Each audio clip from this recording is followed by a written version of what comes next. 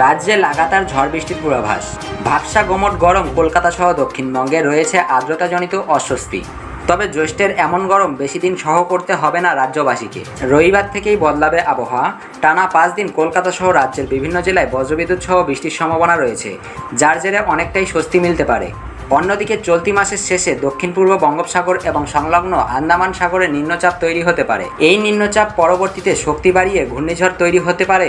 এই নিম্নচাপ পরবর্তীকালে শক্তি বাড়িয়ে ঘূর্ণিঝড় তৈরি হবে কিনা সেদিকে নজর রাখছে হাওয়া অফিস। নিম্নচাপের সম্ভাবনা। হাওয়া অফিস জানিয়েছে আগামী 23 মে দক্ষিণ পূর্ব বঙ্গোপসাগর এবং সংলগ্ন আন্দামান সাগরে একটি নিম্নচাপ তৈরি হওয়ার সম্ভাবনা আছে। নিম্নচাপটি তৈরি হলে তা ঘনীভূত হয়ে গভীর নিম্নচাপ পরিণত হতে পারে। আগেই হাওয়া অফিস ইঙ্গিত দিয়েছিল মে মাসের শেষে ঘূর্ণিঝড় তৈরির আশঙ্কা রয়েছে। তবে নিম্নচাপ শেষ পর্যন্ত ঘূর্ণিঝড়ে পরিণত হবে কিনা সেদিকে নজর রাখছে হাওয়া অফিস। আমাদের কাছে আপনাদের সময়ের দাম রয়েছে, তাই আমরা অযথা খবর দিই না, আমরা দিয়ে থাকি পয়েন্ট খবর। আমাদের এই শর্ট নিউজ আপনাদের কেমন লেগেছে তা নিচে কমেন্ট করে জানাবেন। ভিডিওটি ভালো লাগলে অবশ্যই একটি লাইক এবং সাবস্ক্রাইব করবেন।